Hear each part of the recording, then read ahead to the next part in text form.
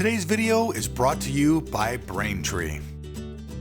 Hey, what's up everybody? Elric here. Today there is great news for gamers around the world, and that news is Vulkan. It's finally here and the 1.0 driver is now out. So at this point right now, you guys are going, okay, Vulkan, is that like some god? But nope, what Vulkan is Vulkan is basically the successor to OpenGL.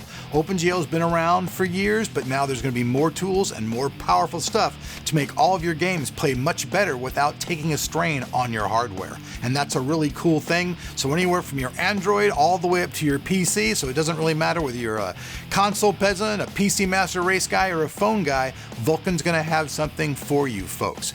Now, in its current form, Vulkan only is supported by Intel and NVIDIA graphics chipsets, and even though it's based off AMD's Mattel technology, for some reason AMD only has a beta driver available at this time. But that's still a large spectrum and a great amount of platforms to cover from this new API. In the mobile segment, Qualcomm is announcing that its flagship Snapdragon 820 processor will be the first to play nice with Vulkan.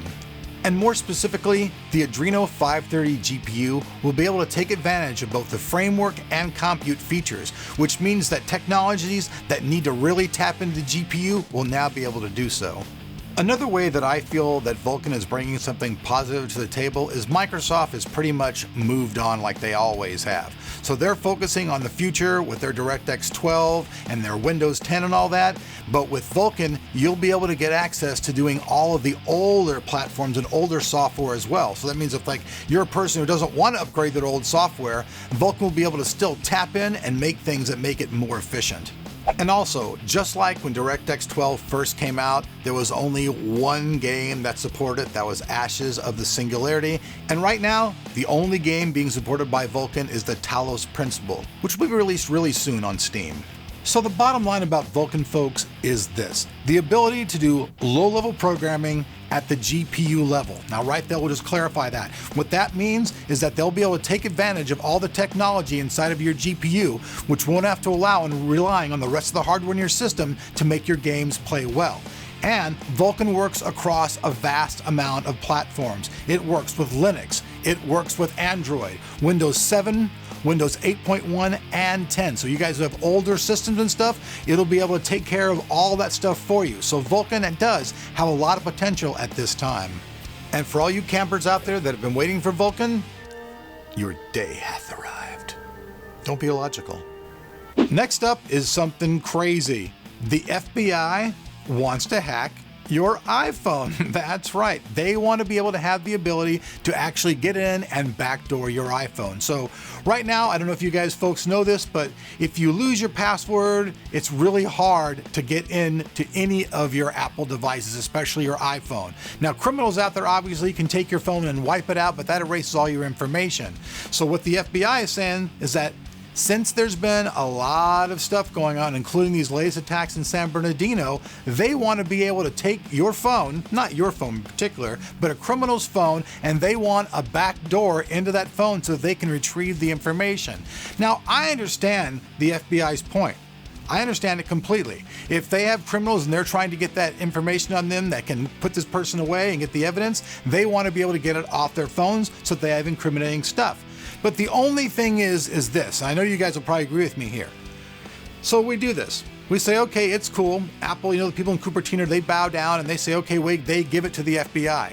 The FBI is susceptible to getting fucked and leaking information just like anybody else. Edward Snowden, shh, all right, shh.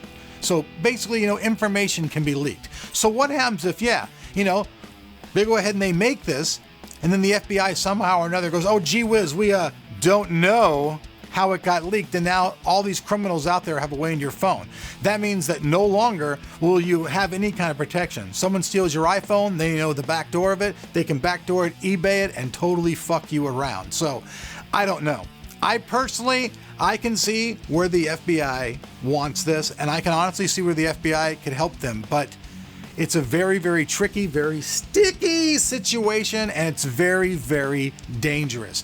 I think that Apple's really like going, holy shit, what do we do here? Because in honesty, I think that a lot of their fans and a lot of people worldwide will have a very negative social opinion about this. I really do. I want to hear what you guys think down below. Do you guys think, though, that the federal government should have a backdoor to any of your iDevices? I personally, I don't think they should, because if they get it, there's such a good chance that anybody else could get it. A spy could sell it to the Soviets, or they could sell it to China, they could sell it to anybody, and you'd all be totally screwed. So I personally am against that. Let me hear what you guys think down below. But at this time, man, it's true. The FBI wants to hack your iPhone. Now, this last story of the day, for those people that are a little bit older, you guys will totally understand what I'm talking about. But when I was a kid, there was this thing by Mattel called the Creepy Crawler Kit. And you could basically make yourself a bunch of creepy little worms with arms and legs and weird stuff and all this stuff, you know, for kids. And it was really cool and kind of gross and kind of, you know, the girls would go, ew, ah. But anyways, it was cool as a kid. You folks out there know what I'm talking about. It was a really cool thing. So now Mattel is completely revamping their ThingMaker with, you know, a really cool one that makes everything at home. Now, for kids who like to make stuff and for parents who want to keep their kids busy, this is going to be a really killer product. I mean, you'll be able to make stuff on it and have fun at home with this machine. Now, it's $300. I know, whoa, yeah, don't throw it at me. I didn't make this thing, but I'm just saying, it's really cool. I mean, so if you guys know, like, you know, Sydney Richfuck, you can go over to his house and check it out and play on his stuff. But I know that for a lot of people, it's really expensive. But for those people who do have money, though, and want to keep their kids entertained, or just for something to screw around with and have fun for the older generation, well, you guys know what I'm talking about. So basically, the ThingMaker is a 3D printing machine for kids. That's what it is. But it's not only limited to making one thing. It comes with its own app, which allows children to design and make their own toys directly in this 3D printer. Now, if you guys know, 3D printer prices out there go anywhere from like this price all the way up to much more. A 3D printer is not really, you know, a cheap thing. But think about this. If you want to keep your kids busy, keep their imagination going, and you want to just have something really cool in the house that even you would screw around with your kids. I mean, think about it. 3D printing's cool. You could sit there and play with your kids forever. Binoculars. God, I hope I'm saying that right, man, because I love you, brother, but sometimes people go, that's not how you say it. Dude, I know that you have played a lot with your kids, and I know there's a lot of other guys out there who play with their kids, and for you guys out there who have kids of that age, I think it would be something really special. The caveat, obviously, is that the price is at, you know, $300. That's pricey. A lot of people in countries that aren't doing well financially can't afford this. Hopefully they'll be cheaper, but it is a very nice toy. And no, before you guys say anything, I'm not paying anything by Mattel, but as a kid, it brings me a fond memory to think about that because it was something really cool. And if I would have the chance to get my kids this, I would have saved money, worked with my wife, and got them one because I just think it would be really fun and really interesting stuff. And before we wrap up today's video, I want to give a special shout out to the people over at Braintree for making today's video possible. Even the best mobile app will not work unless you have the proper payment API. And that's where these folks come in to solve all your problems. This is where Braintree's V.0 SDK comes in. One amazingly simple integration gives you every way to pay.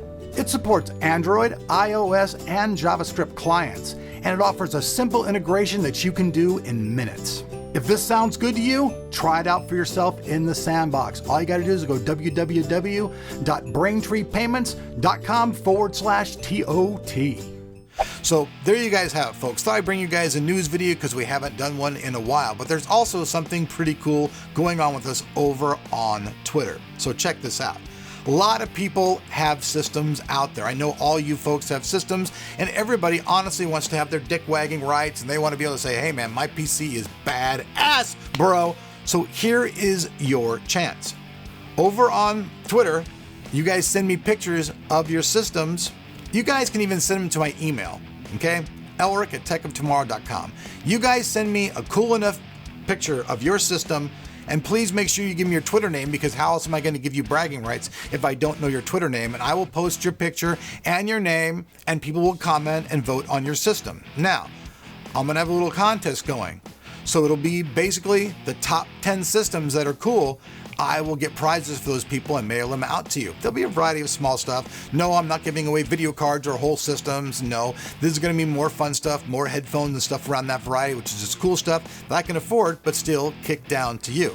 So if you want to participate, like usual, all the information for all of these stories will be down there below that like button, which hopefully you guys will go Chuck Norris style on. If not, well, go Jackie Chan style. Well, if not, go Bruce Lee, Muhammad Ali, you know what to do. Anyways, I'm Elric. You guys have been watching Tech of Tomorrow. I'd love to see your guys' systems, and I'd love to post them on Twitter. The few I've done so far, people really dig. Peace out. We'll see you guys for more vids.